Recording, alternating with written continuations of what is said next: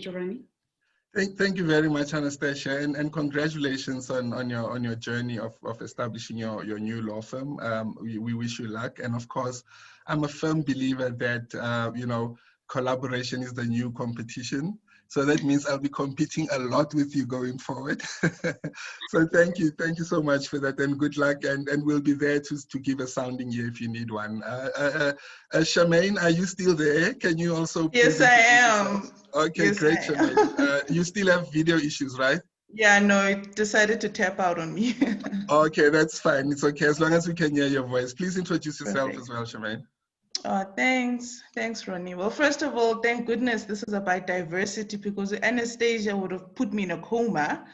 But yeah, my name is Charmaine Manzini. I am a company secretary by profession. I think I started my company secretarial profession in 2015 as an LLB graduate. I was observed fresh as a graduate, and then I obviously obtained various promotions within the years of my roles. And since then, I've also embarked on my LLM in corporate law. I'm also trying to complete my qualifications within the Chartered Governance Institute of Southern Africa. I've had my experience starting off an assistant company secretary to a company secretary, and then my latest title, which was that of a governance and secretariat specialist.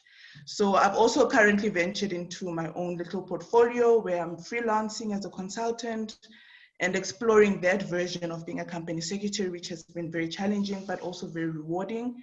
And I look forward to today's seminar. Thank you for joining us. Thank you so much, Charmaine. And I really like, the makeup of our panel in that, you have, entrepreneurs, consultants, lawyers, and everybody else. So I think that really gives us a nice balance. And also good luck with the consulting space as well. Like you said, it can be very frustrating and very rewarding at the same time. Yeah. So may you have more rewards than frustrations going forward. Tulisile, can you please introduce yourself to our guests as well?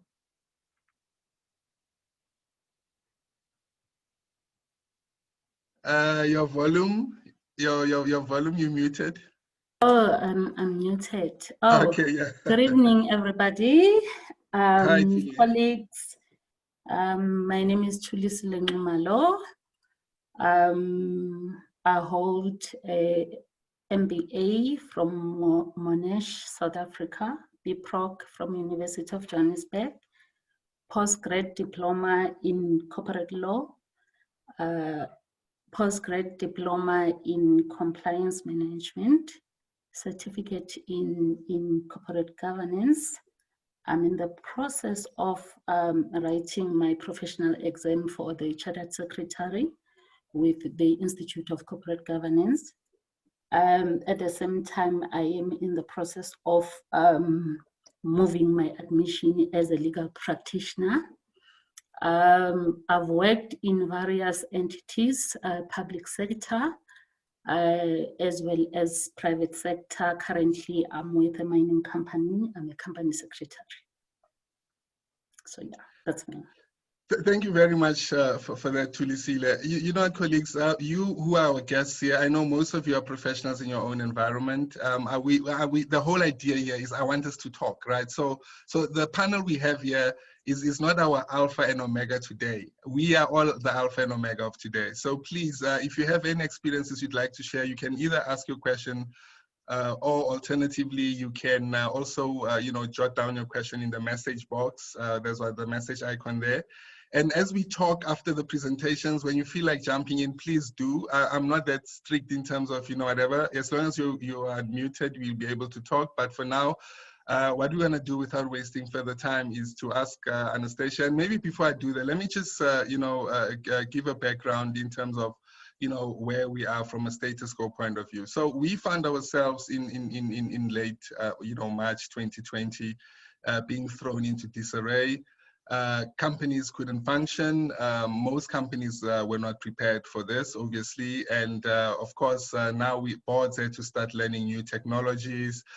Meetings had to be held via, virtual conferencing and so on and so forth. And that, I can imagine, has been a strain on many, many industries around the world. A lot of lessons had to be learned very hard and fast.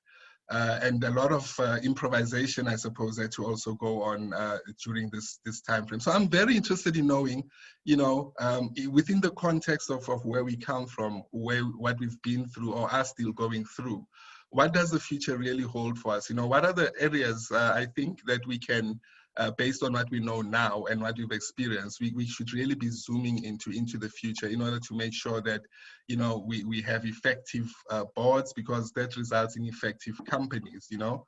And of course, there's a lot of challenges around, you know, compliance management in our organizations, issues around leadership, issues around ethics, which are very topical issues for us. There's, you know, King 4, and then some of you have seen, you know, the article I published a year or so ago around that, the fact that, you know, it's more good and important for what we would call, you know, I would call it structural governance, you know, that King 4 has been important in basically creating the platform for everyone to jump onto with a view of having a uniform structure going forward. But where we really are and what we really see is lacking is actually more a platform where we have operational governance. And what that means, operational governance, is taking the whole structure that King 4 recommends and cascading that down to the actual management within the organization to make sure that we don't just have beautiful, knowledgeable boards, but that we have effective, profitable companies that are also, you know, community conscious or corporate citizens, as we call them. So all of this plethora of, you know, issues that have been arising around the world certainly creates opportunities for us as well as professionals. In particular, the borders have been opened up. The Africa Continental Free Trade Agreement has opened up. Africa is open for business, you know, and we, certainly me in particular as a trade expert, am very fascinated by what that means from an opportunities point of view for us as practitioners, because it literally means for me as a lawyer, for example, that I could be sitting here and arbitrating a matter in London or in New York or wherever around the world where my services are required. So how do I then prepare myself to take advantage of that, you know, opportunity that arises? So that's what we want to talk about. So Anastasia, the company secretary, I've met company secretaries. I deal with a lot of them, by the way, as you can imagine. But, you know, there would be very strange issues. For example, like board members saying, you know, go and buy me coffee at Mug and Bean because the coffee here is not good for my stomach, or whatever the case might be. Or company secretaries basically being seen as purely administrative. And then most of the time that's because of ignorance, because I normally say to board members that the company secretary's roles or duties are actually more defined in the Companies Act than it applies to you as a director. So the company secretary is really the heartbeat of a company, you know? And I like the fact that it also coincides with the fact that your name starts with Anastasia, so you can set that tone for us first, you know? You will be talking about the company secretary, the years of experience you have amassed from that. An issue which was certainly very topical for everyone in South Africa, if you recall, the parliamentary inquiry into SABC, you know, where the company secretary, I think the office of the company secretary for the very, very first time was put in the spotlight, where you now literally have to answer for your minutes. You know, what did you mean by this? You know, which process did you follow after the minutes were adopted, or how did you get the minutes adopted, and so on and so forth. And those are very critical issues for company secretaries. So please share your presentation with us around the role of the company secretary. And what we'll do is we'll let all of you present. And once we're done with that, we'll then open up the floor for inputs, questions, and engagements, yeah? So Anastasia, the floor is literally yours right now. Okay, thank you so much, Ronnie, for introducing the topic, and also for talking briefly about the importance of the company secretary.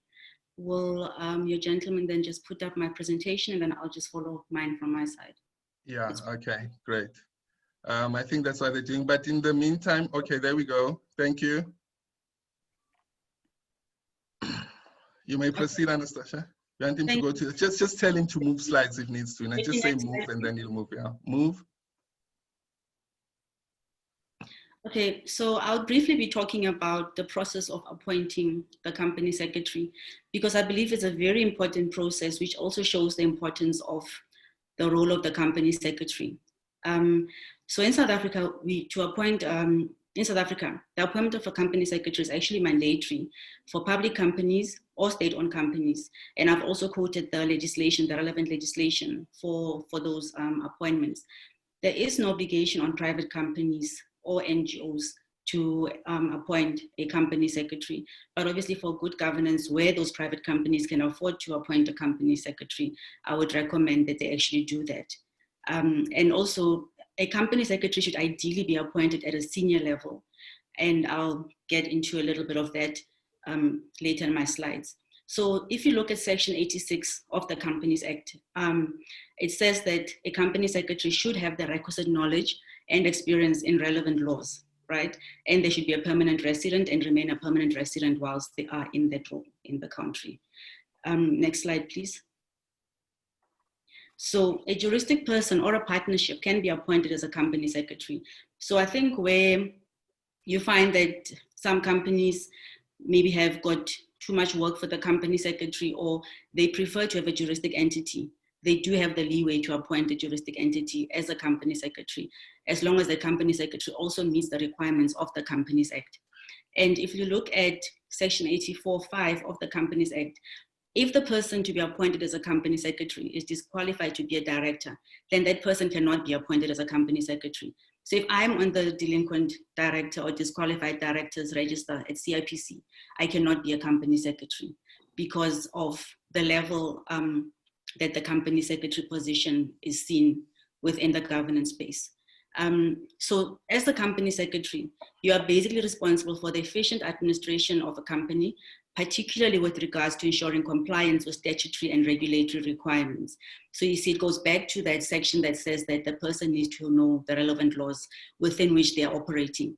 And I think from a compliance point of view as well, there are laws that relate to license to trade, and then there are laws that are secondary. So your first tier, your second level, and your third level. So a company secretary needs to know those laws in which they are operating because they need to guide the board with that. And I'm not gonna go into detail, but I would encourage everyone to look at Section 88 of the Companies Act, which is where we get our rights and duties as company secretary. And here I'd like to stress that, you know, it's just a pity that companies don't really understand how important this role is, because it's the only legislated position within the Companies Act. And there has to be a reason for that, you know, because of the very nature of the job, because you sit at a very high level, you're exposed to very high and confidential issues that the company deals with. So if this in itself doesn't indicate the importance of the company secretary, I don't think anything else will. The only other appointment that's legislated is the one for the auditor. You know, so like you touched on it, right, Ronnie, even the directors, you know, it doesn't set it out. Yes, we can see the director's duties in the Companies Act, but here, like, you know, they basically give you a guideline as to what the company's secretaries are, and you see that they include but are not restricted to. Because my view has always been that as a company secretary, you need to also play a very strategic role. Your role is not to make tea and coffee, close the blinds for people and make everybody comfortable. You need to sit there and listen and make sure that you can guide people. And I'm happy to see that the Chartered Secretaries Institute has actually changed the name to the Governance Institute, because that also, I think, gives it a little bit more of gravitas, so that, you know, people understand. I don't mind being called a company secretary because I know what I'm doing. But even if you look on PNET, people will say, I'm looking for a company secretary. But then that person is basically, say, for example, an admin assistant. So there is that misnomer where people don't understand what the role of the company secretary is. I'm just going to touch on a few of the sections that I feel are very, very important, but I'll talk to them a bit later in the presentation. So you need to provide the directors of the company collectively and individually with guidance as to their duties, responsibilities, and power. So in essence, that means that you as the company secretary needs to know more than the directors. You cannot be asking the directors for advice because they will have to come to you for advice. And you need to make them aware of any laws relevant to or affecting the company. Like I said, that is where the compliance element comes in. You need to understand the legislative universe in which you are operating so that you can guide the directors. Can you go to the next slide, please? So the other one that's important is to ensure that minutes of all shareholders meetings, board meetings, and meetings of any committees, your EXCO, your audit committee, your REMCO, your risk, and if you've got social and ethics as well, which is mandatory, that those minutes are properly recorded in accordance with the Act. And you're also responsible for certifying the annual financial statements, which is, I think, a very, very big responsibility, because once you've signed off those annual reports, it's a fait accompli. So you also then need to carry out the functions, which is what I just mentioned now in terms of the annual financial statements. Next slide, please. So I'll briefly want to go into the role of the company secretary. I've always looked at the role of the company secretary as a triangle. If a triangle is in balance, everything goes well. If the triangle is lopsided, it means that something is suffering. So the 3 key points for me as a company secretary is governance advisory, is meeting administration, and is statutory compliance. And if you can get the balance right within these 3 fields, then that should make you an effective company secretary. So with regards to governance advisory, previous slide, please, with the scale. Thank you. So with regards to governance advisory, that is where the legislation says that you need to guide the board, but also it's not, yes, the company secretary's function reports to the board functionally, but administratively, you'll find yourself reporting either to a CEO or a CFO. So internally as well, you need to provide that governance advisory work. What I would advise company secretaries, which is something that I've always done, is to read up. My first book that I read was by Dr. Tshepo Mongalo, like years ago on corporate governance, because I feel that one must always educate yourself and you must always stay abreast, because I don't know everything. Yes, I have been in this field for almost 20 years, but every day I learn a new thing. So, and also to provide proper governance advisory services, I recommend that you also understand King 4. Yes, it's not mandatory, but it's always important. More knowledge is better than no knowledge at all. And directors will know when you don't know what you know. So the more knowledge you have, the better you're able to advise the directors. And it also will put you in a better headspace to know that, every new thing that comes out in relation to governance, you are aware of it and you're able to advise the directors on it. And with regard to meeting administration, there's the end-to-end process of administering meetings where, you set your calendar, months in advance before the new year. You find that there are directors that sit on more than one board. There are career directors that basically, their job is to be directors. And then there are directors that have been seconded by, say, government agencies. There are also directors that are employed, so their diaries fill. So my approach is always to make sure that you sort of lock in the meeting dates in advance and try not to change the dates unless it's really, really critical. I know practically it's not possible. I've had to change a few dates to the ire of many directors. But, if you plan ahead and you try and avoid those postponements or changes, it will just make the board function a little bit better. And when I say board, I refer to the committees as well as EXCO, because EXCO is where everything starts and it flows up to the board. With regards to statutory compliance, you need to make sure that your records are up to date. At the CIPC, you need to make sure that you assist the CFO or the person responsible for taxes to file the annual returns. You also need to make sure that your share certificates are in order. You need to ensure that basically anything related to statutory compliance is in order, because everything goes according to a certain timeline. Next slide, please. So for me, the key stakeholders for the company secretary are the board, obviously, because that is your key stakeholder and your direct line of reporting. You're appointed by the board, so those are basically your bosses.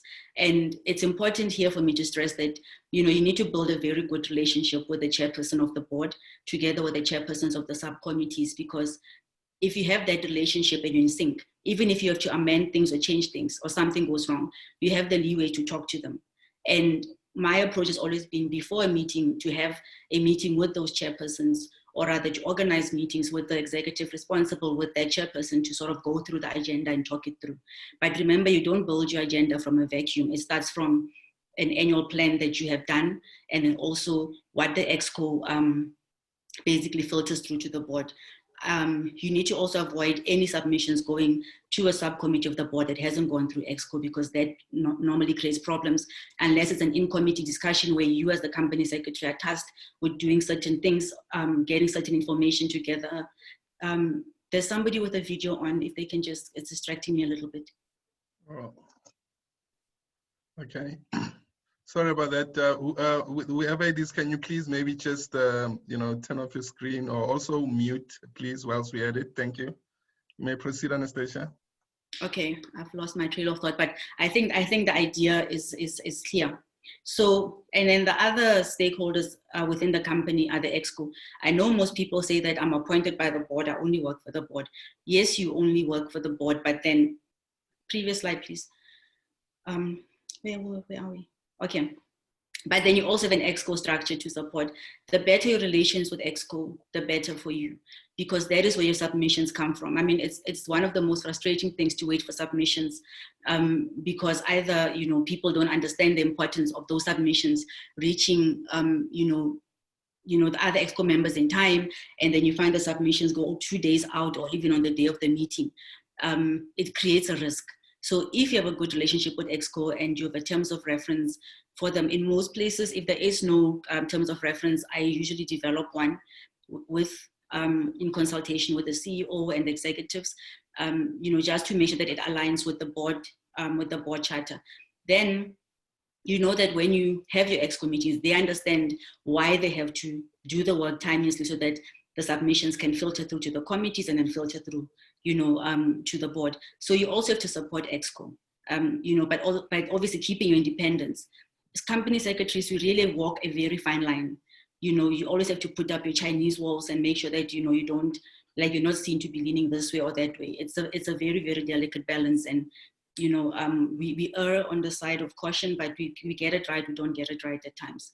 So that is the support that you render to EXCO, to make sure that they understand the legislation, the MOI, terms of reference, your delegation of authority. As a company secretary, you need to know it. In some companies, it is actually, it's within the duties of the company secretaries. And then also your company policies, you need to also understand those.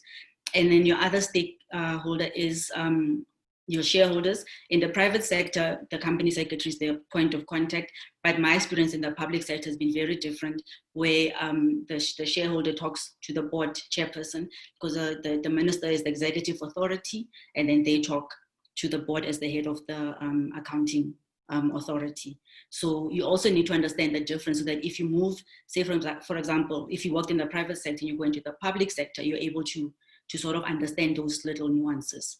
Next slide, please.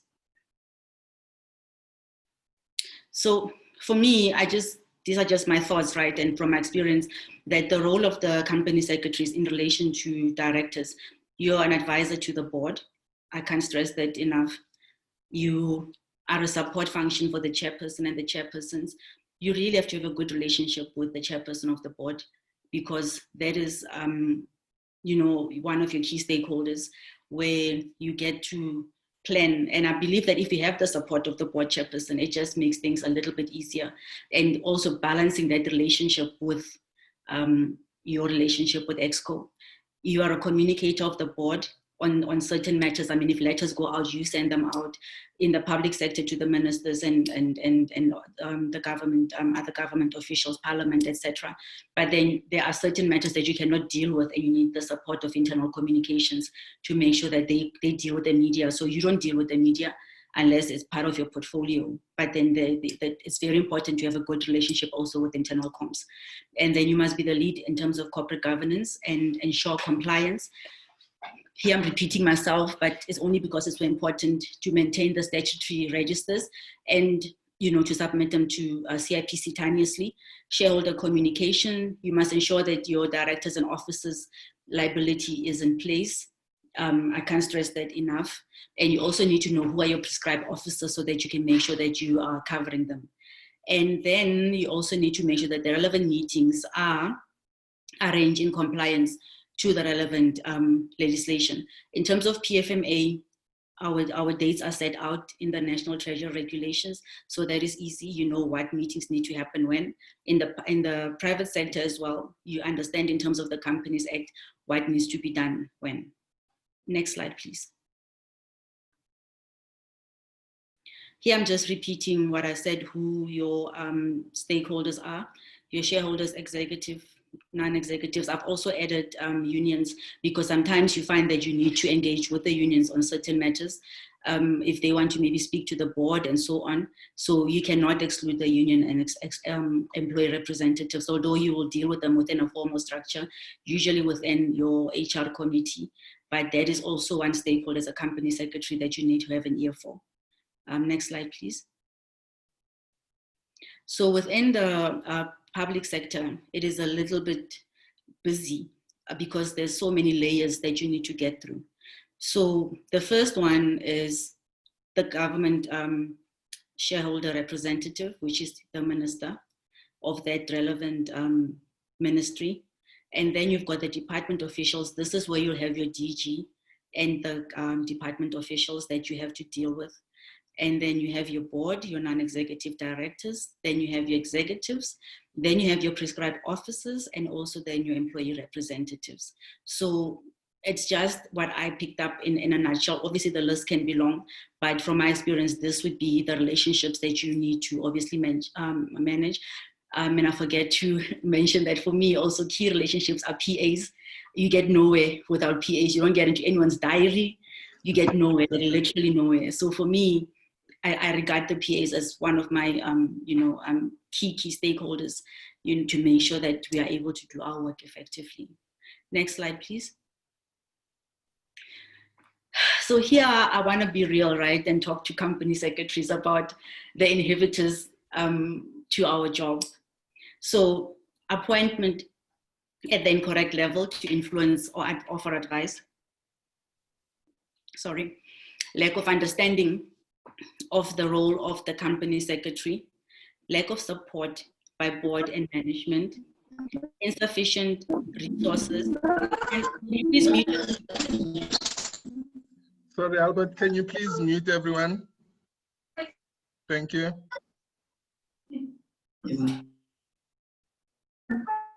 One second. Anastasia, you okay? Okay, great. Okay. Are you willing to mute Albert? Yes, sir. Okay, thank you so much. Okay, sorry, I just lost my trail of thought there. So can you go to the next slide?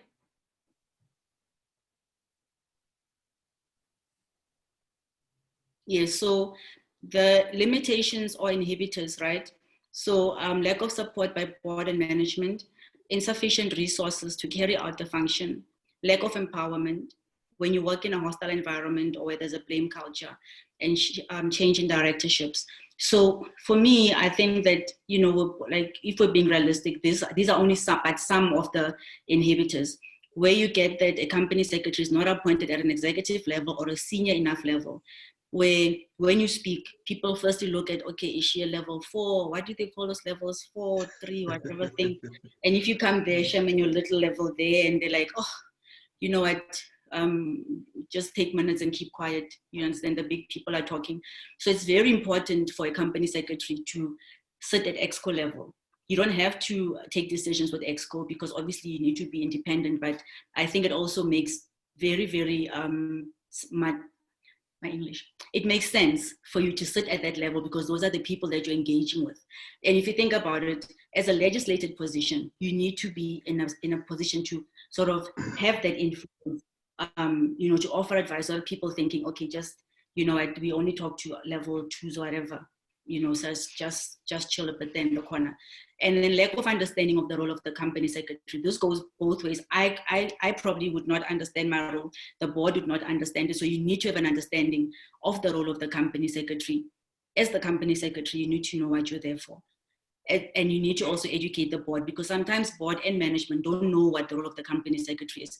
You find that they schedule their own meetings, they don't call you, they take decisions, and then once they're taken, you just, you don't know what's happening, and then you're supposed to now retrospectively do things. So I think also for directors, it's important for them to know what is the role of the company secretary. And for you as the company secretary to actually know really, really, really what is your role there. Don't just take a role because it's good, the money is good, and you know what, you think you can just do those things. The responsibility is very, very, very high in these positions. Lack of support by board and management, where you know your issues are not taken seriously. You know, you don't get, if you want to have a meeting with a director or with management, you know, they're like, you know, we'll see you when we need to see you, and then they just see you during meeting time when you're chasing them for submissions, and then, you know, there's no real support for that role. Insufficient resources to carry out the function. I mean, it depends on the size of the company, but you cannot be a company secretary on your own without an assistant, a PA, enough resources. I'm not talking about financial, I mean, that's another thing, but you need to have people that will assist you to reach your goal. And I find that most company secretaries that I've engaged with, you know, they lament that lack of resources, because you're still supposed to produce at 100%, but you're sitting at 20% resources, you know, and then you don't meet your targets, and then you have those difficult and angry meetings, you know, where people think that, you know, you're just not doing your job, but it's impossible. Even if you work Monday to Monday, that basically means that you won't have a life. If you must be, you know, the baker, the priest, and the candlestick maker, you need to have help. And also lack of empowerment. If I'm not empowered to do my job and I have to go ask for permission every time, I mean, you can't function. You know, that's why if you understand your role, you can clarify to people that I need to be able to do 1, 2, 3, 4. And then hostile environments, blame cultures, where you find that as the company secretary, you're stuck between, say, you know, the board and then the executive, and then these ones are complaining about these ones are complaining about these ones, you know, and you need to just keep a straight face and be the voice of reason, and do not tattle across, you know, because you lose credibility. So whatever the board discusses with you, you need to keep it in confidence. Whatever EXCO discusses with you, as long as it doesn't jeopardize the board and the other way around, you need to be able to apply your discernment. Changes in directorships, I mean, those happen quite a lot. You know, you get used to these directors and then they're changed, and then you need to get used to those other directors. You know, that also, I think, for me, are limitation and inhibitors in the profession. Next slide, please.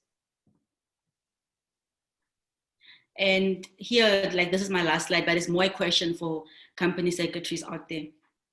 In the private sector, like we've had the failures, governance failures.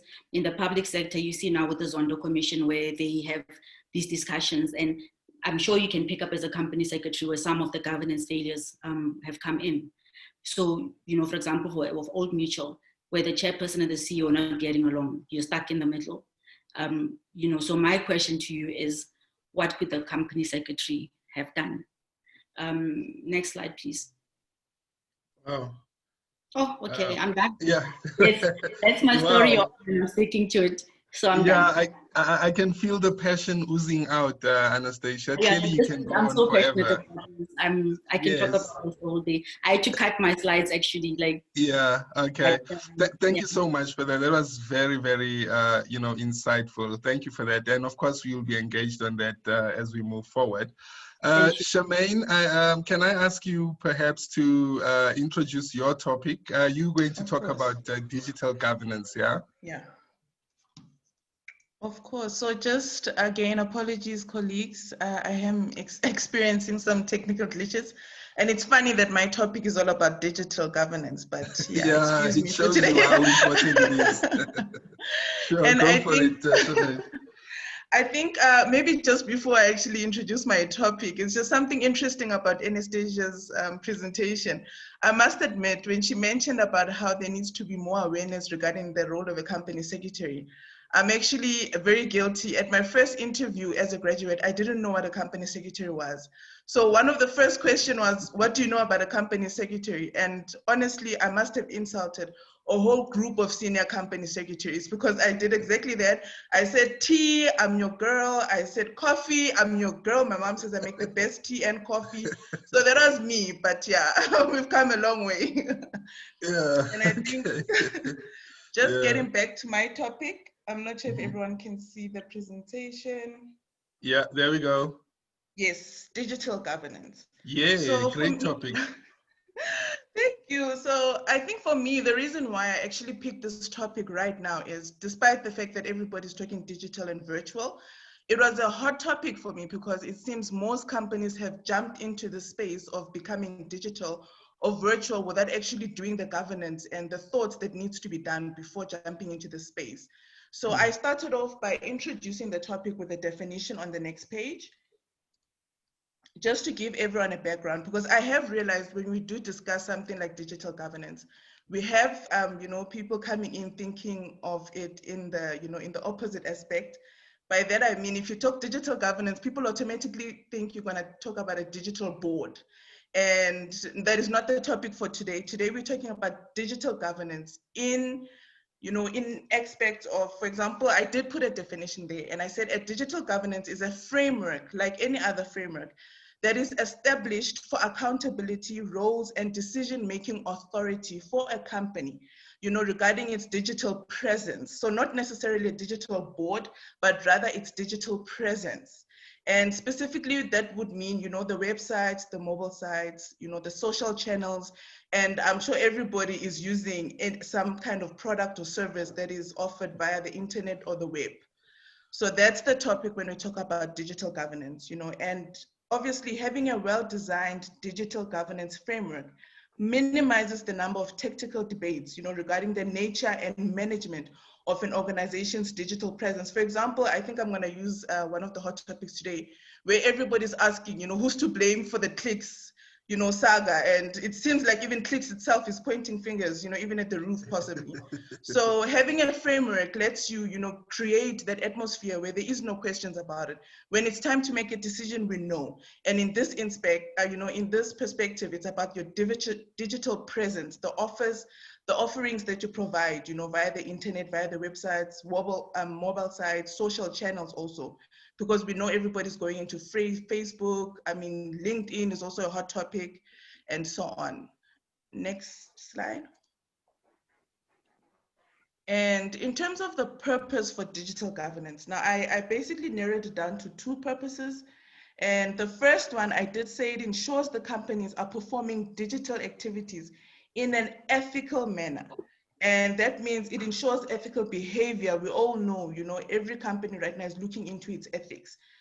Companies can prevent lawsuits, I think we can name a couple of examples where that has happened, and other legal problems. And for those companies that are offering, web-based products and services, cybercrime has, it has risen. And I've heard a lot of people who claim that they have been a victim and the actual service provider could not help them.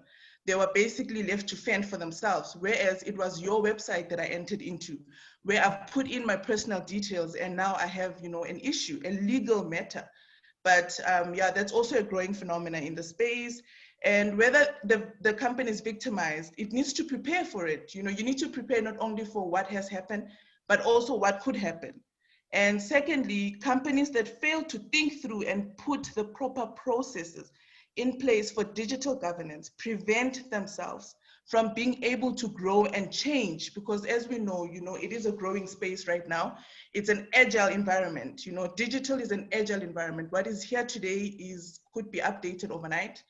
I think the hackers are working, they sleep. I mean, they don't sleep while we sleep. So it's a very agile environment. So the frameworks also need to be prepared to be agile, and the people working in a digital environment need to be agile in that, in that instinct. And obviously also looking into the competition that you guys might be, competing against. They probably have a team already that is looking into the digital space. I mean, I know I've interacted with different companies in my space of consultancy.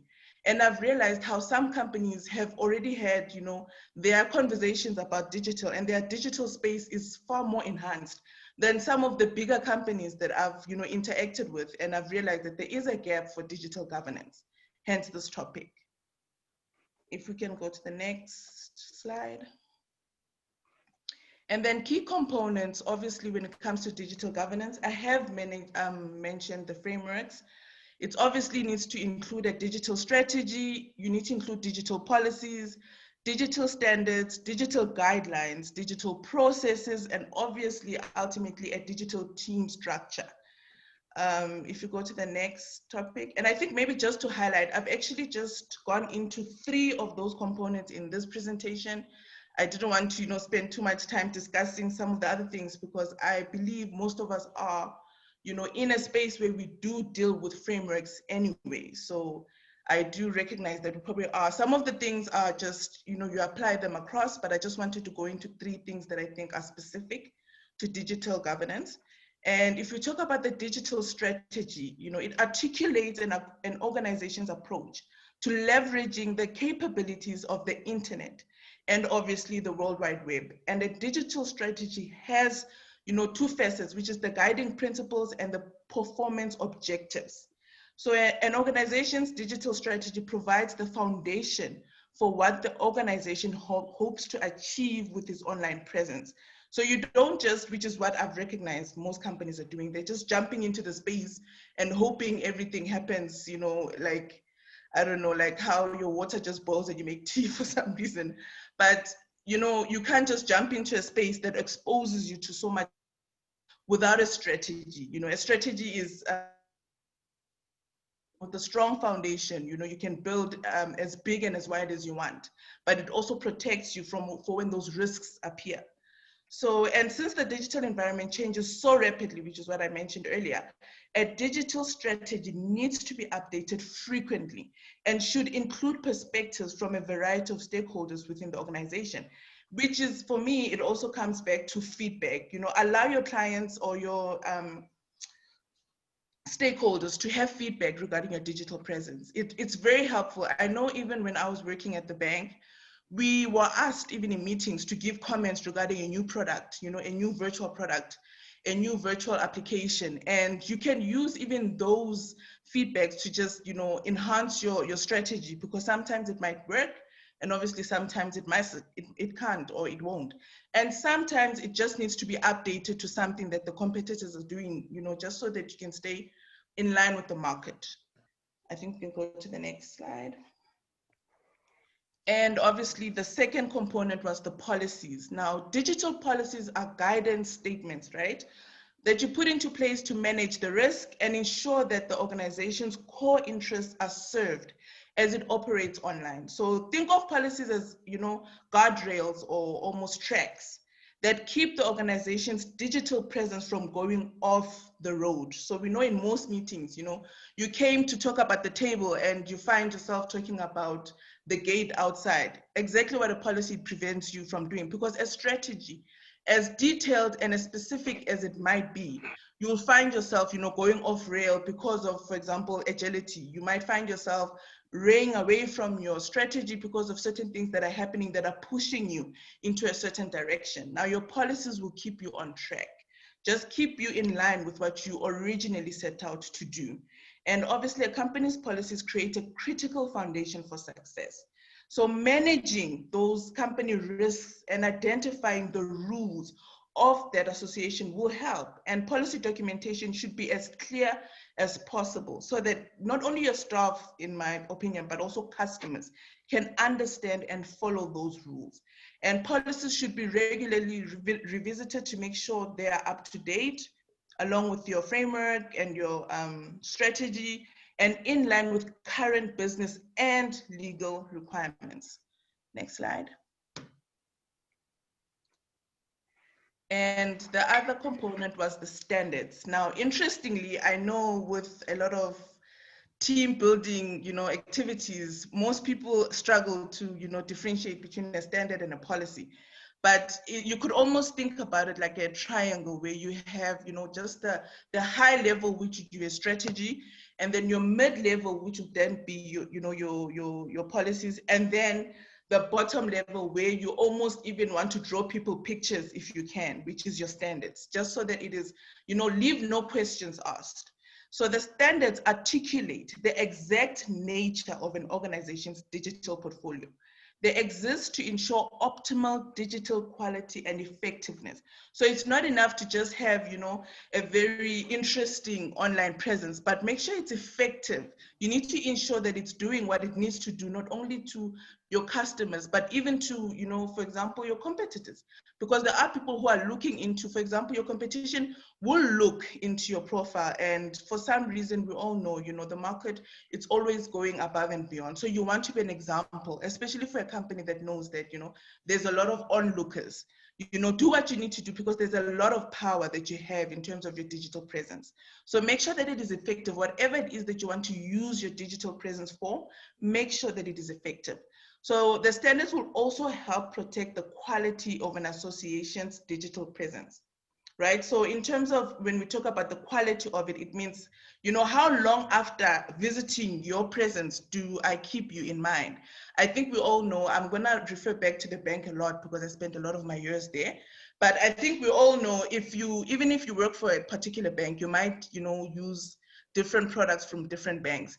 And there's always that one bank's presence digitally, because I know I avoid going to the branch a lot. So digital presence is mainly where I spend my time with my, you know, with my service providers. And there's always that one company that always remains, even after. You always wanna, you know, check in on what's new on their website. You always wanna ask questions, you know, and I know right now we all have those digital chat, I'm Tom, you know, ask me any question. So it's very interesting to see how companies are going at it. And then you'll find some companies, you can log onto their website, they have a ask Tom a question, but Tom never knows the answer. You know, you're defeating that purpose. So, you know, it's just in terms of quality, make sure that the quality is what you want to be associated with the company. And this is interesting for me just a bit as a company secretary. Make sure this is a hot topic. I mean, as a company secretary, I know, you know, we know how much power we have by virtue of setting an agenda. You basically set up what these decision makers have to talk about and decide on for the day. So with that power, you know, these are the kind of topics that you want to include in the agenda. You know, at the levels that are appropriate. Obviously, you can't just, you know, rock a topic at any committee or board meeting, but obviously as appropriate, you know, raise these things as agenda items, let them talk about it, let them be aware of it, and then drive that across. And obviously, the company needs to determine which staff members need to be involved in setting standards for specific aspects of the company and its digital presence. You know, you can see now with what's happening with clicks, everybody's pointing at the actual marketing team, but the marketing team says all we had to do was click yes, you know, go live. There's a whole background team that has to do the actual checks and balances. So in terms of your digital standard also, just make sure that you know which staff members and which team, which is why it's important to ultimately think about creating an actual digital team, you know, that carries the expertise that are necessary to drive this aspect of your company. And so as well as who is ultimately accountable for the outcomes. You know, obviously we know it's a culture for some businesses, for some not so much, but it is a culture. As soon as something goes wrong, everybody wants to know who. You know, it's not always what can we do from here, but it's very quickly who can we, you know, who did this. So also just in terms of, it's good practice also, it's actually best practice to have an accountability line. So in terms of that, also be in the know of who's accountable for the outcomes from the implementation of those standards. So at different levels, obviously you have different accountability officers or individuals within the structure. And I think next slide. And I think I just wanted to highlight in summary, I know it's not that long, but just in summary, if you had to look and almost deal with all of these aspects at the right level, within the right conversations, with the right decision makers in the room, when these questions are answered and the digital governance framework is well implemented by leadership, by the organization, by the staff, by the, sometimes we also have not only permanent, but even, you know, those contract-based staff. The organization can look forward to a more productive work environment for all digital stakeholders, because you're not only dealing with the physical stakeholders, you are now opening yourself up to digital stakeholders. And like myself, I am honestly more of a digital stakeholder than a physical, you know, eye to eye, you know, I want to speak to Sandra, I'm not there. So, and a higher quality, more effective digital presence in terms of building that. And I think in general, a lack of digital governance causes many of the same problems that a lack of associations governance causes for an organization. For example, we all know governance in general, it's just how you run the company. And obviously going into a digital space, it's also about how you run your company digitally. So the lack of such a digital governance framework and practice standards policies exposes you to not only risk, but also you're losing clients, because now there's also new clients that are coming in, and you obviously will lose that client without even knowing it, because obviously that person visited you once and never came back. So also just looking into the fact that your digital presence aligns with your physical presence. There's nothing like going to visit a company and being so impressed by what they are doing, and then going into their website or their online presence or their digital presence and feeling that disconnect. Even yourself as a client or as a prospective client, you almost lose that connection that you first felt. So digital governance is definitely a growing space. Most companies are going digital, if not all, especially during the lockdown. And just by virtue of how I introduced the topic, every company is thinking about this, if not going into it already. But it's also just, as company secretaries, let's let that step back happen, within the companies that we're involved with. Let's make them have that step back to say, guys, have we thought about our strategy lately? Digital strategy. What is it that we aim to fulfill? What is it that we don't want to be associated with in terms of our digital presence? What is it that we want to grow into? Let those conversations happen. Earlier is better than later. In fact, if it hasn't happened, let it start happening now. What does our digital presence mean for us? And what is the digital governance framework? How does it look like? What is the strategy? How do our standards look? What is the team that is accountable for driving this within the different spaces? And I think in the next slide, what I did was I just included some more resources that I think would be, for reading purposes.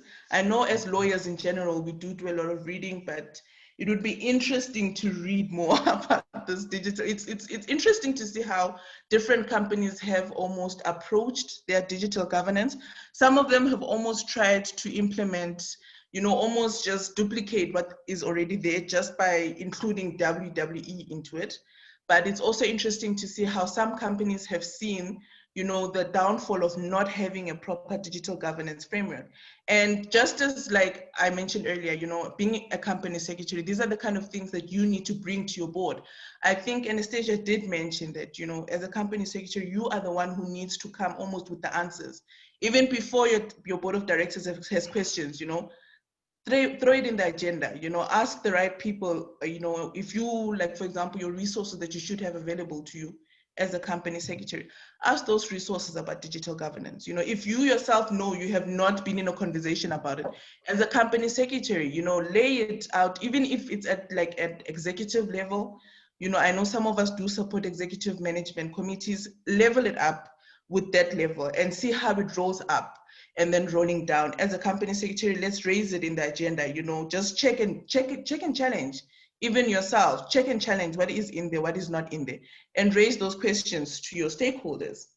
And I think that would be my last slide. I think the next slide, I was just being dramatic, to be honest, and I said disrupt or be disrupted. I mean, I think it's quite simply put, you need to disrupt or you will be disrupted. And yeah, the next slide is just my ending. Okay, thank you so much for that, Charmaine. Quite an interesting take on governance, and certainly the right time to be having those type of discussions. So thank you very much for that wonderful presentation, and of course we will engage with you shortly. Thulisile, you are next. It's your turn now. Thank you very much once again for joining us, and I'm really excited to listen to you as well. So the stage is now yours, literally. Thank you, Ronnie. Your time is against us. I don't see my presentation. Oh, okay. Coming. Okay. Is it supposed to be set up by Albert? Yes. Okay. All right. I think there we go. It's here now. Are you winning, Albert? There. Great stuff. Okay. I'll try Thank you very much. to be quick. Okay. What I did, I had to peruse various research papers that are available. Typical lawyer, Tuli. In terms of the future of the corporate governance. So I perused an article by James Heskett that was done in 2001, and what they said they were saying, what will corporate governance look like in 20 years to come? They said different, but a question remains, will it be more effective?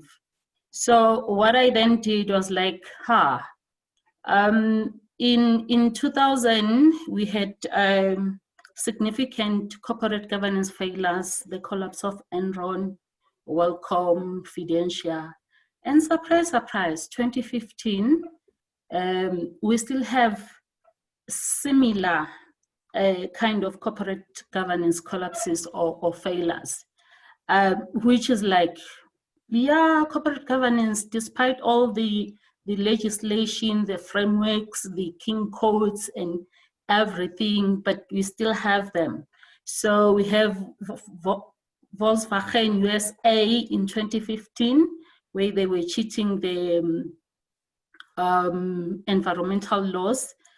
Sports Direct, surprisingly, they're saying they are the number one sports retailer in the USA, but they were found to be in hot water in 2016. What they were doing there, it talks more on the stakeholder satisfaction, employee satisfaction actually. And then we have our own, unfortunately, Steinhoff in 2017. So what they were saying there is that the focus is on financial performance. Yes, it is critical, but actually it is not a reliable yardstick to measure performance. And the proposal is in line with King 4 was that maybe let's adopt the triple context where we're talking of economy, society, environment. And more especially in view where companies are operating in volatile economy. So it is very critical that they adapt to these changes in terms of the customer employee satisfaction and the stakeholder inclusiveness. Now, the challenge in terms of measuring performance with these attributes that I've just mentioned is that it does not have a hard and fast role in terms of how can you measure it and how does it contribute to profit. The only impact that you'll see is when it has failed, then you realize, oh wow, it is that important. So in 2015, more than a decade later, it was found that the board is still struggling to understand their core mandate, the role, the committees and the management role. And I think Charmaine did mention, Anastasia did mention that you find that someone is a company sec, but the very same board is treating the company sec as an administrator. Then you ask yourself, if they themselves who are supposed to provide oversight do not understand as to what is a company secretary and what role does she play in terms of governance, it becomes a challenge. You sit in board meetings, you introduce these subjects, IT governance, risk management, compliance, and you find board members saying, but why IT governance? What does it entail? What is it? And then you ask yourself, but this person is supposed to provide a strategic direction, yet they do not understand these things. And even when you're trying to introduce it, they're not embracing it. So yes, there has been changes in corporate governance, but when you look as to how things are happening, there is very little that has happened. So the change is relatively limited.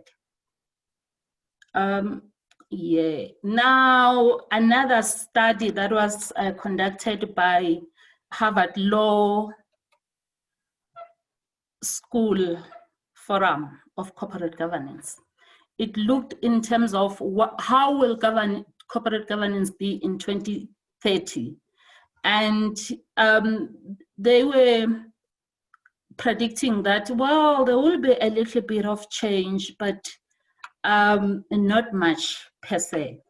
So they then said, going forward, there will definitely be a shift and the focus will be on diversity. Currently, diversity, we normally focus on gender, race, age. However, of importance, it's the different perspective that the directors supposed to bring into decision-making processes of the board. But then the million-dollar question is, will it still eradicate the biased ideologies, recycling of directors? You find that one director is sitting in 20 boards. Actually, if you can take the board composition of public sector entities, it's comprised of more or less the same people. And we then cry foul and say that there is no skill. The issue is it honestly an issue of lack of skill, or is it an issue of we do not want to move? Now you look in terms of controlling directors, cheerleaders, you look as to when directors are in a meeting, do they really make valuable inputs in terms of providing foresight?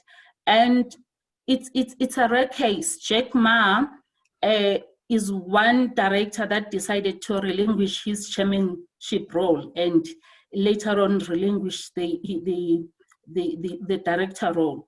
But when you look at Volkswagen, what happened there was that there was this strong director who was just controlling the board, and the board comprised of family, friends, wife, and staff.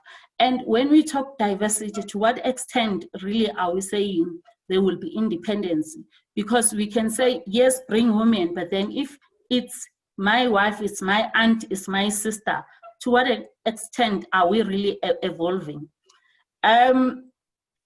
So it is being recommended that going forward, the approach should be stakeholder inclusiveness, so that at least some customers can be part of the directors, employees, economy, and environment to make sure that there is a shift in terms of the shareholder value maximization to a stakeholder maximization and value add to the companies.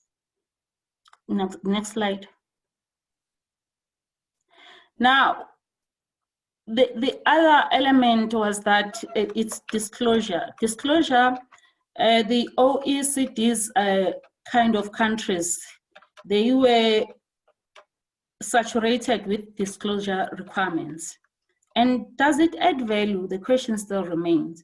Because you look at the approach that we've been applying, it has never got to a stage where you're saying, yeah, now we will never have any collapse of corporate governance. And you look as to how have we evolved. Every time there is a corporate scandal, there will be a code. There will be, and the next time there is another corporate scandal, there will be a code. So you can see there we have moved from King 1, 2, 3, 4, Cadbury code, SOX code, and it just shows that somehow we're always chasing our tail. And now looking at 2030, are we really going to be saying, yes, we finally nailed it and we are moving ahead in terms of the challenges? So what they are proposing is that all these other attributes, finance, they are well regulated, but then culture of organizations. How often do you get to audit the culture of an organization? And they are recommending that probably going forward to address some of these challenges, culture will have to be audited. Earlier on, I referred to the Sport Direct case study, where they are saying they are the best, but you look as to how they were treating their employees, some giving birth in the toilets, being refused to leave. And you can see that in as much as they are all about profits, but the stakeholder is not well taken care of. And companies will have to disclose as to how are they treating their employees and what was the result of the employee satisfaction surveys. The salary gaps, that's another issue where executives, they pay them big fat checks, but then the employees, they've got nothing. And then this will make even the directors, even the employees, to ensure that they comply with corporate governance, even when no one has really done an inquiry, because you'll never know as to who will get to report that. The next one is data. We have spoken about automated compliance, availability of data to the director so that they can provide and enhance oversight. We have board portals. That is, with COVID-19, most companies were forced to hit the ground running in terms of implementing all these critical interventions. So you can just see that they are saying in that study that in 2030, those are the things that will be the focus, and the issues of artificial intelligence, robotics. Where will be the role of a company sec in 2030? Is there a chance that they will be replaced with robotics? That goes for the directors as well. So you can just see that they are optimistic, but in a way they're still saying it may not have that impact. When you look at the trend as to how have things happened, it's still not that really having impact in terms of what corporate governance does. And that talks to what exactly is the role of board effectiveness, and how can you therefore measure. Where are the people? Are you still there? We are here. We are here. Oh, okay. So another aspect that I looked at was the issue of board effectiveness. Due to time, maybe I'm not going to spend so much time on this one, but board performance should be evaluated every 2 years through a structured process, be it independent self-evaluation, interviews, questionnaire. And you look at organizations like Steinhoff. They were compliant, but the issue is they still had a collapse. So what happened? And you look in most companies and organizations, there is, when you look at the board composition, there is a balance of power, and there is so-called the independence, but still they still collapse. But there is this thing with Steinhoff more especially, where it becomes a club culture where family and friends are sitting on the board, and therefore they just do not have that critical eye and asking those difficult questions. So it goes further to say that this particular diversity, in 2019, I did a study on this. It was so amazing to find out that qualification, expertise, industry knowledge, experience, gender, race, personality, it's all there, but we're still having a crisis at SAA, we still have crisis at SABC. You ask yourself, what is happening? Where is the problem? And you look at Steinhoff, they will tell you that our corporate governance, we subscribe, we embrace inclusiveness, but they still fail. So what is the problem? And with these trends that we are going with, do we think that by 2030 we'll be like, yeah, we've got it right now? That's a question. And the research conducted is that there isn't not much that is going to happen. Maybe we're being pessimistic, and to that one, you then ask yourself as to whether is it really an issue of we lack the laws, or what is the problem? But my findings in my study that I conducted was that it's not actually the laws. Laws are there, and South Africa is ranking the highest in terms of good laws, processes, frameworks that are in place, but consequence management. If I know that no one will do anything to me, I'll continue doing it. And at the same time, there is this misconception about board to say that they're representing the shareholders. And actually, it's not about shareholders, it's about the interest of the company. Ronnie, due to time constraints, can I pause here? Okay, do you have a parting shot? At least to conclude?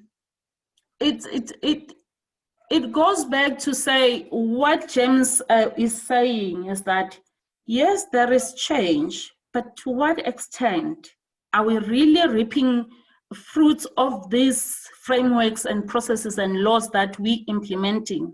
And until such time there is consequence management, we'll keep on turning in cycles. That's my parting shot. Okay. Thank you so much for that, Thulisile. I think that was a wonderful presentation, especially around the effectiveness of boards. We all know that for having the form doesn't necessarily mean that we have the substance. And in fact, one of our our first webinar, by the way, this is our 8th webinar today, in the past 2 months that we've started our webinars. And in our very first one, we were hosting the CEO of South African Chamber of Commerce and Industry, Mr. Alan Mukoki, who said that there is a wrong perception that only people in the state-owned companies, etc., need an education. But the reality is that even business people themselves need to be re-educated around important matters relating to business and so forth. And of course, the issue you spoke about, for example, around the recycling of directorships, it's not just in the SOC. In the private sector, it's exactly the same. You move from one board to the next, you have the same directors all over. And to say that is because of a lack of skills is really disingenuous. So what I'm going to do, colleagues, in the interest of time, is that we've been buzzing with questions. So I'm not going to open the floor for questions. I'm going to read the questions here, and each one of you are going to take, say, one question at most to answer to, and then we'll take it from there. So the one relates to qualifications. I think you can touch on that in your closing, Anastasia, whether one can be a company secretary without a law or LLB qualification, maybe that you can cover in that. But I see Thulisile tried to answer that already. Okay, no, that's fine. That one is answered, so we can skip that one. Then there's an issue around governance failures. That was from Kumo, and she was wondering to what extent do we attribute the failure to the COSEC. And I think, Anastasia, that's a question you asked in your last slide. Maybe you can deal with that question for us. The other one question is about oh, that's from Zine Dooley, I think our former university mate here, who's congratulating Anastasia and saying she hopes that board members and company secretaries should listen more to each other so that the boards can understand what company secretaries actually represent. Thank you for that, Z. And then, of course, the question we have here is, I'd like to know what's been the role of the Company Secretariat Council in relation to dealing with the scandals and its members. I don't know about this council, so anyone who knows about that can talk about it. One was asking about webinar presentations, if we're going to share them. Colleagues, that will only be if the presenter says yes. Other than that, we will not share those. So we will depend entirely on, and if they did say yes, you won't have to do anything. We'll send it to you as the as a registrant of this attendance. So I think that's how I'll answer that one. And then of course, legal background that has been covered. Okay, I think in a nutshell, those are the questions. One was asking about marketability in the corporate governance space. I think, Charmaine, that is something you can talk about. That's a recent law graduate who wants to know how to get into the space there. But in a nutshell, and maybe when you close off, I would also like to know that, Anastasia, minutes, what is your advice on that, on how to do effective minutes? I got a call from one company secretary today, actually, who was asking me, how do I deal with people just talking without following direction, you know? So maybe just your highlights of what to look out for. And then Charmaine, the role of digital governance insofar as board management is concerned, if you can just give us 2 sentences on that. How do we bring that to, you know, the board environment to make sure that we have effective, optimized boards? And then for you, Thulisile, the issue of ICT governance, how do we help boards to overcome that? Because I, for one, started, I think, as early as 2012 already to try and sell ICT governance frameworks to train boards and all of that. But I've seen there's a lot of resistance, you know, mainly because the boards are usually, you know, composed of elderly people, who are adverse to technology, and they think when you say ICT governance, it means you want to discuss doors, windows, etc.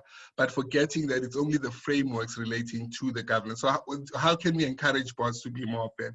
So each one of you 2 minutes to wrap up and to answer the questions, and then we're going to close our sessions, colleagues. If you have any further questions, you can you're welcome to email us. Thank you so much, colleagues. Your 2 minutes. I'll start with you, Anastasia, again.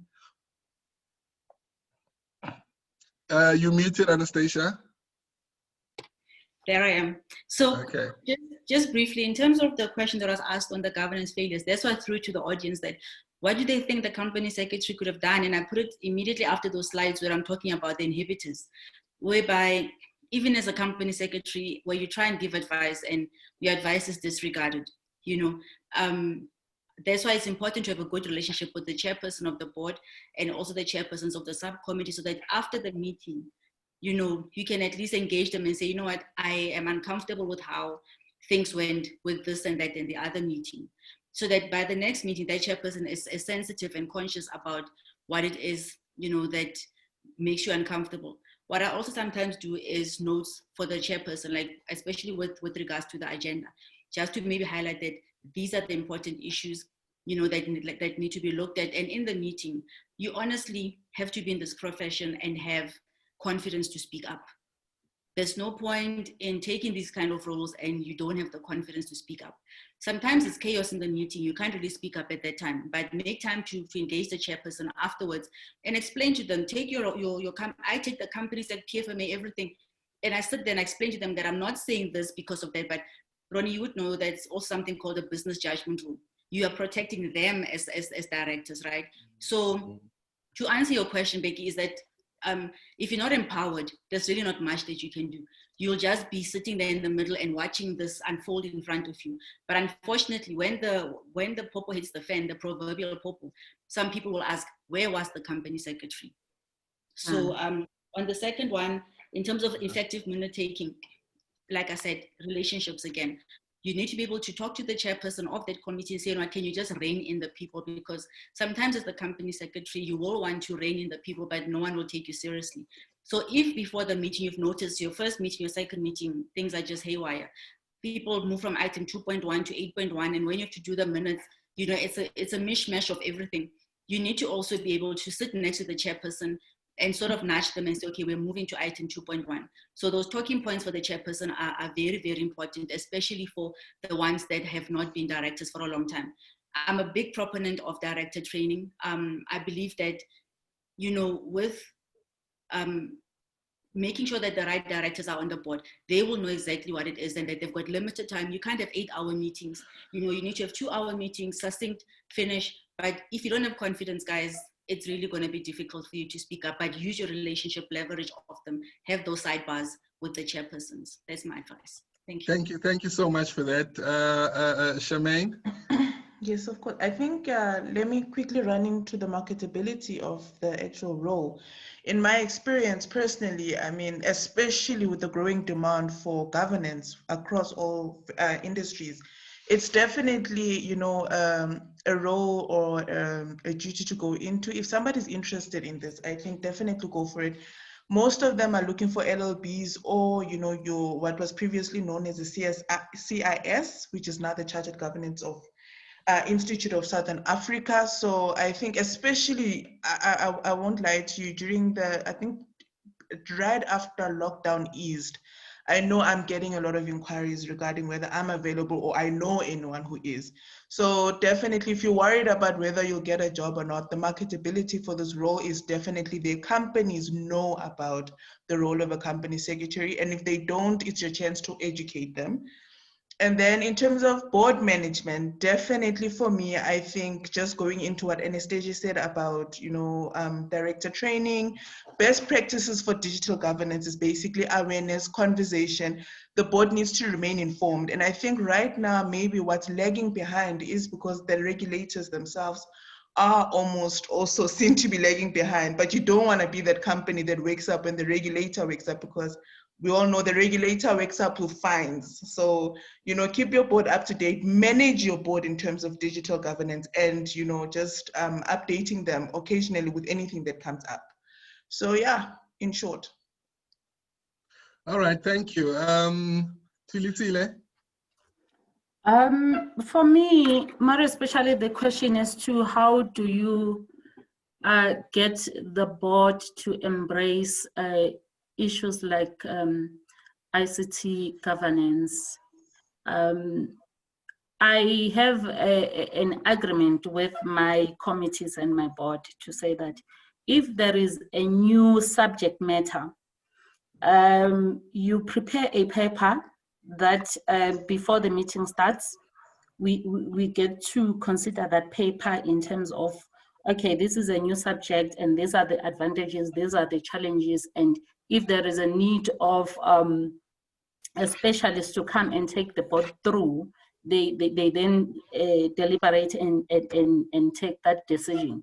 And for me, it has helped because you don't have to argue with anyone as to whether I put it or I don't. You just put the paper in, voila, it's there, and everybody will have to say, okay, this is the paper, we've got POPIA, it has been implemented, this is what it entails, and these are the challenges, and these what we'll have to do to comply. And then we can't just let it like that. Then the issue is, okay, how far are we towards compliance with that particular subject matter? And if there are challenges, then we start there in terms of the progress to say, okay, let's develop a program that is going to deal with the matter. And each and every time we'll have therefore to provide update in terms of how is it going. One that I'm taking away from this session as digital governance, because we all think it's about the board portals. Was it something different? And some organizations, you find that they do have policies that deals with social media, Facebook, internet, and all those things. But then the issue is there are some companies that they do not have it at all. And it's therefore a chance to say, guys, how far are we with this one? And that's my take in terms of how do you get your board to embrace a particular subject matter. And how does it help? It helps in a sense that should there be a challenge, it's there. You've got proof that you have brought it to their attention, you've reminded them, and if they did not embrace it, well, I am exonerated from any comebacks. Thank you. Okay, colleagues, thank you so much. Our panelists, you are amazing. The feedback we get here, everybody is happy. They think this was a great panel. We're very glad to hear that. We're happy that your time was well spent. Thank you for your time in attending. Thank you for preparing for this session as well. Thank you to Media Fela for putting the webinar together. We appreciate your support each and every single day. And I think I learned a lot from today. I learned that the company secretary truly is the heartbeat of the organization. And whether you believe it or not, they are really, creatures of statute. They operate by the law. The law defines what they have to do, and therefore, it's important. It's a very important role. I have no doubt into the future that will remain the same. Another issue that I think the issue of digital governance, certainly for me, raised. If you guys recall, King 4, particularly King 3, was created because it wanted to cover the issue around ICT governance, which was not necessarily amplified in King 2. So King 3 was created because they wanted to address ICT governance. So it remains very critical, especially with the plethora of legislation that has been passed over the past few months. POPIA and so forth. If a company is going to be found to be on the wrong side of the law in POPIA, you can go to jail as a director of the company because you are the custodian of governance within the institution. So it's very important that directors are continuously trained and updated on what their roles and responsibilities are and how they should be conducting themselves as directors in implementing the strategy for the company. So that really is very an important point. And of course, ICT governance now more than ever before has become a critical element of all businesses going forward. So either disrupt or be disrupted, as Charmaine aptly put it in the past. And we would like to say to you, we have this platform to do that, to assist you in your wherever offices you are, to make sure that whatever training you want can be done at your behest, at your comfort. And also, of course, another issue which is topical for boards in our country now is the issue of board evaluations. How are the board evaluations that are currently being done in the market sufficient? Do we only have a tick box board evaluation where we say from 1 to 5, what do you think of the company secretary? That cannot help us because it is not, reasoned in terms of how we want to make sure that we have effective boards at the end of the day. So we have created a product for that as well. We do board evaluations. Let's have a chat. Let's talk about how we can help your organization to do all of those. But once again, thank you very much. And we have an open door policy. You colleagues have seen that we have lawyers from other law firms and colleagues from other industries here as well. So that's what we really want to be about. And next week, this time, by the way, we'll be having a compliance roundtable. So for those of you who are also in the compliance space, we're looking forward to you with another awesome panel we'll be having next week. So thank you very much, colleagues. Walk safely to where you're walking, whether you're walking to your kitchen or wherever. Thank you very much. And until we meet again, much appreciated and good luck. Thank you. Goodbye. Thank you. Thank you. Bye.